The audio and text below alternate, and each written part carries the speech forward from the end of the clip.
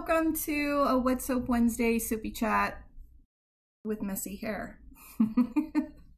Friends, but today we're here to talk about Soapmaker 3 Pro. Excuse me. So I started this series kind of unintentionally. It wasn't like meant to be a series, but we're walking through some lie calculator options. So far we've looked at Soap Calc, which seems to be kind of the most popular default one that people use. It's great. There's a video on that over on YouTube. I'll try and pop the link for that afterwards. I forgot to beforehand. Also up on YouTube is, it was last week we did Soapmakingfriend.com, and I had mentioned that if I hadn't already been using Soapmaker 3 Pro, or if Soapmakingfriend.com had been available when I started looking for something like Soapmaker 3 Pro, I might end up in the Soapmaking Friend. So I do like Soapmakingfriend.com. Is it Friend or Friends? I think it's Friend. Anyway, but I'm kind of already in Soapmaker 3 Pro, and I do like it. So let's just kind of take a look at it and see what it can do. I did try it out. There's I think a free version. I don't remember what the limits are with it. But I tried it out first, and it seemed to have everything I need, and I upgraded to something like this because I was starting a soap business, and I wanted to be able to track cost of goods, raw goods, and all of that stuff. Hi Lavelle, thanks for popping in.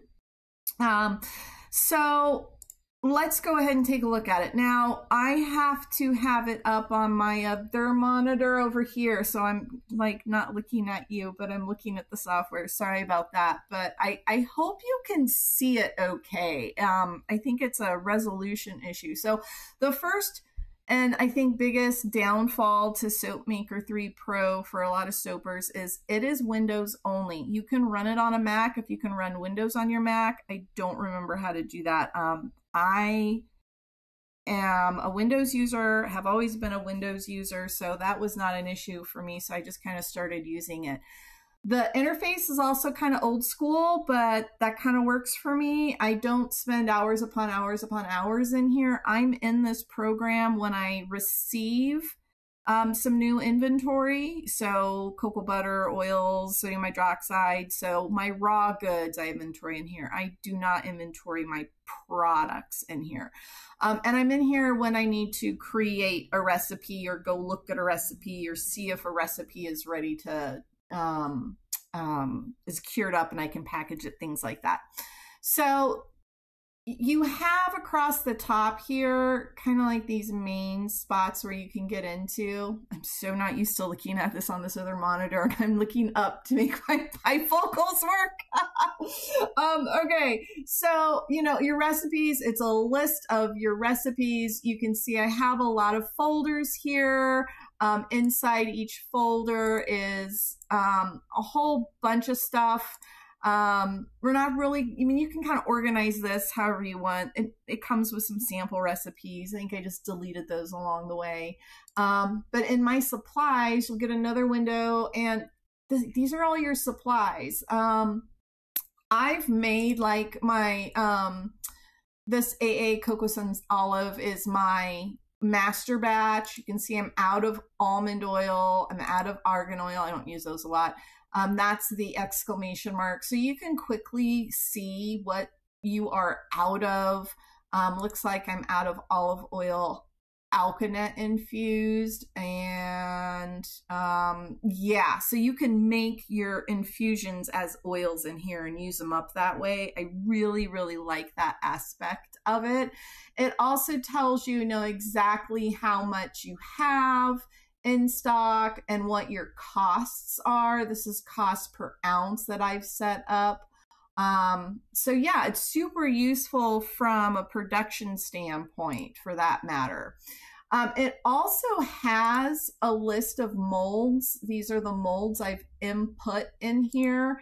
And when you go to add a mold, you just pop in the dimensions, you know, is it rectangular, divided mold? I mean, it's pretty straightforward, and it tells you how to calculate the volume of that mold, and it does a fabulous job of resizing. And that's because the software does a lot of really cool math, and it deals with the specific gravity, so how much space something takes up based on its weight and all that stuff. So it does a great job on resizing.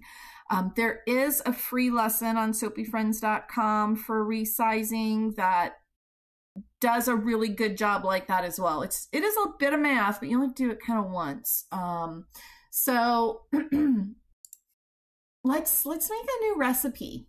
I think that's the main thing. It has a conversion calculator. I'm thinking, do I want to make a recipe right now? Look at something else. It has this shopping tab that's kind of cool. I don't use it too often, but you can pick whatever whatever product you want to make, and then it should tell you. See, I don't use this too often. It should tell you what you need. Oh, there it is, the calculate shopping list. So in stock versus needed on all of those items, whatever it is you're planning on making, because again, all of your raw goods and all your recipes are all in one place. So you can double check yourself that you have enough of everything to make what you're putting, what you want to make super easily. And you can see this, I would need to buy some patchouli essential oil, and it says I need some water. In all honesty, I'm not including my water in here because I have a distiller and I've been distilling it myself, and I just always have water around. So, okay, let's go ahead and make a recipe and look at the difference between all of these little tools we've been looking at along the way. Hi, Melissa. Hi, Deb. Thanks for popping in. Okay, so we have sodium hydroxide soap, potassium hydroxide soap. You can do a dual lye soap, or you can do a non-soap or a melt and pour soap.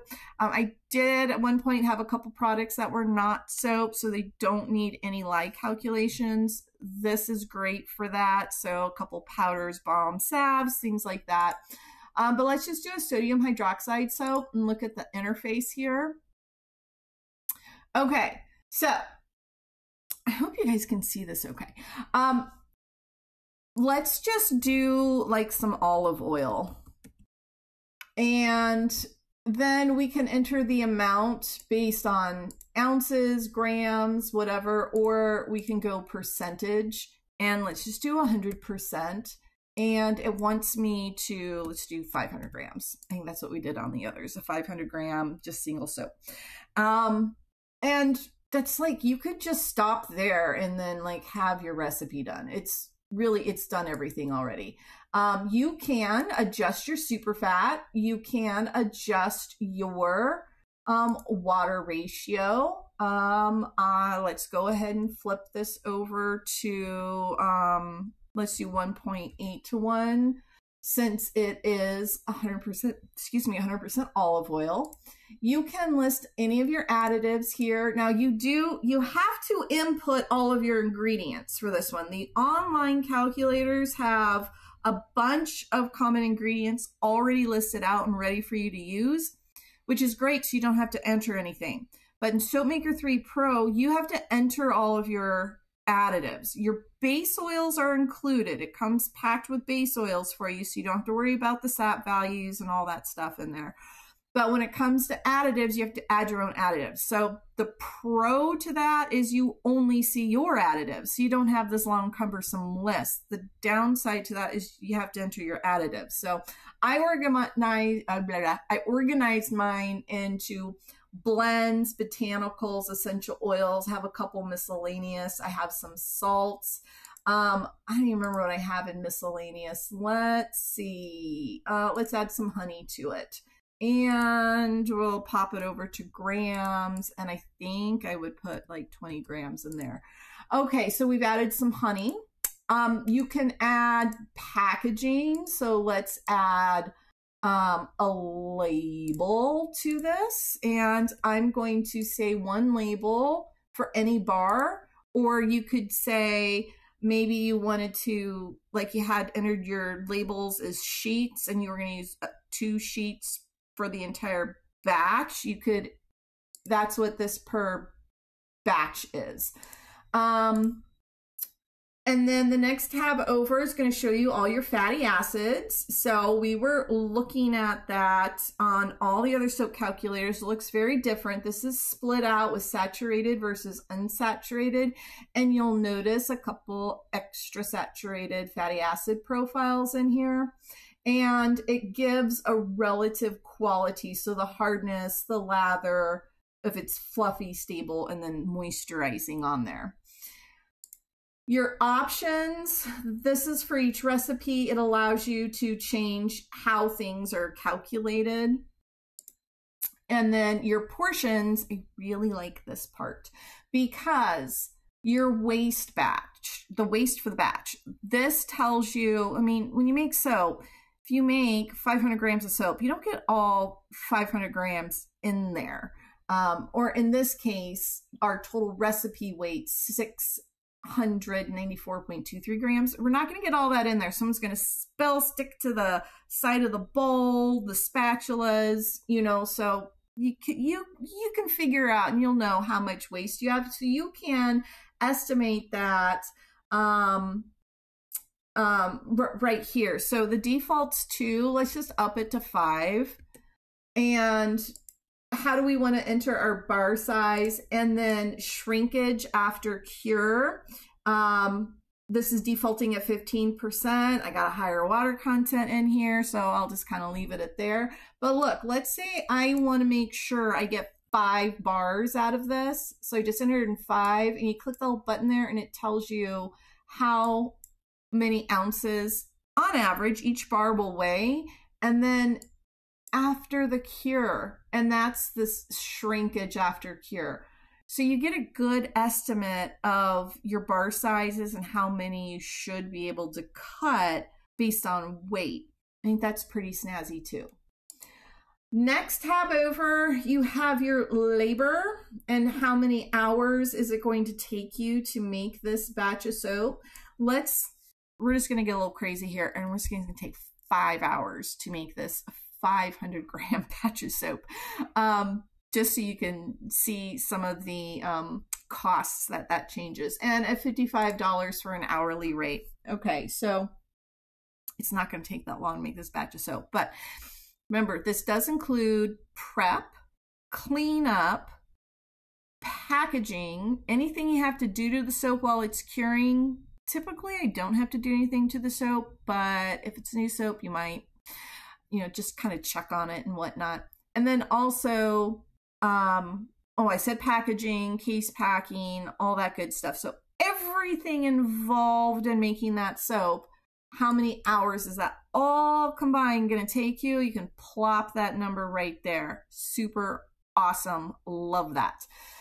And then you can have any notes about this. Typically in my notes, if it's a swirl design, I have notes on how I swirl, my temperatures. I'll include any information about when I need to cut it, if there were issues with it when I was making it, maybe humidity, things like that. I'll also include all of that information in there as well. Okay, so let's look at this little pricing thing that I had talked to you about, where in our labor, I upped that to like 5 hours. So if we look across the top here, it says the total weight, the number of bars, total material cost. So just the ingredients cost me $5.82. It includes 5 packaging items. A sub batch is 1. So, you know, we could have had 3, and then maybe we were going to take 2 bars to just cut them to 4 ounces. So there's our sub batches. Cost per 5.9 ounce bar, including labor. So cost per bar, including the labor, because we put 5 hours in labor in here, is $56.27. let's do this. Let's up this to a more realistic, like profitable small batch of 5,000 grams. I'll have to up my honey in that case. And let's go back to portions and let's put all of that into there. So now we're down to $7.35 per bar of soap. So, you know, I don't have everything finally tweaked in the recipe, but that was a huge difference in cost per bar. And I love that it gives you an understanding of how your labor really is the most expensive cost of the bar soap. Realistically, a batch this size would take me approximately 3 hours all in. So that dropped that down to $4.90 because olive oil is so dang expensive right now. Once you make a batch of soap, all you do is you click the make button. Oh, it wants me to save my recipe. Oh, it came up over here on the other side, and I'm just going to stick it in tests. Okay. Oh, I need to enter a name. Well, it's giving me some warnings on the other screen. Okay, there we go. So I've saved my recipe. I called it demo. Then we clicked the make button, and so we have this list of things we need to, you know, this is what it's used. I'm going to be low on olive oil. You can see I got it from Costco that time. Water, honey, all that good stuff. So I would then, I'll go ahead and make it. I'll click save. And bam, we just made that batch of soap. So then it opened up the products list for you. And what it does here is let you see everything that you've made and haven't, you know, sold or done anything with. And the cool thing is in this, so here's our demo, the cure time, we'll stick that to 45 days and check it out. We now know whether or not this is cured or ready. See, ready in 45 days. This one here, I made this a while ago. It's ready, but I'm holding it back for shipment per customer request. So that reminds me that it's there. Pretty snazzy. I really, really, really do like that aspect of it. The other thing that's kind of nice about it is it has this graphing feature. So it does have kind of this default recipe, what it thinks like kind of like this perfect bar would be. But let's look at our demo soap, which is in blue, which is olive oil. So moisturizing, stable lather, fluffy lather, and hardness is what it's going to give you. And we can go ahead and let's look at maybe the banana soap we made last year. So I'll open that up, and now let's look at our chart. And the banana soap is in the red, and it looks pretty gosh darn similar because it has high olive oil content in there. And then let's look at, oh, our indigo butterflies that were super pretty. We did those last year too. Let's pull those up and go back to our chart. And now we can see this is going to be a harder bar. The indigo butterfly is in yellow, has a lot of cocoa butter, hard butters in there. Way fluffier lather. Not as stable as a lather, just because that olive oil lather is just like consistently creamy. And then the moisturizing qualities of it. And this is all based on the fatty acid profiles of the soap. Again, you can, if we go back to our demo recipe, and we saw the fatty acid profiles over here, very similar that we did in both Soap Calc and in Soap Making Friend. Hi, Debbie. Thanks for popping in. So, you know, I think this was, you know, that's kind of everything. We've already talked a lot about like calculators and what they kind of do. Oh, let's do one more thing. Let's do one more thing, because this is kind of cool. Okay, so I'm going to resize the recipe we just made. I know, it's just 100% olive oil soap, but let's resize it. We're going to hit resize, and the snazzy window opens up. I think you can see the snazzy window. Can you not see the snazzy window? I think the snazzy window is not showing up. Oh no. Oh no. Let me close it and reopen it. I can see it. Oh no, it's not showing up for you. I don't know why, but I'll tell you what it says. So I can either resize based on the total recipe weight. So let's say I know my mold holds a certain amount of stuff. I can just say, give me that much stuff. Or I can resize by the percentage. I can resize to number of bars. But the coolest, I really wish you could see this. Oh my gosh. You can click this button that'll say fit mold. And then you just go to your drop down list of all of your molds, and it takes your favorite recipe and puts it into whatever fancy, wonderful new mold you had. So I just did it, and now it's opening it up. And check this out. It resized it for just one of these little flower molds I have. If I wanted to fill this one little flower mold, I would need to do 90 grams.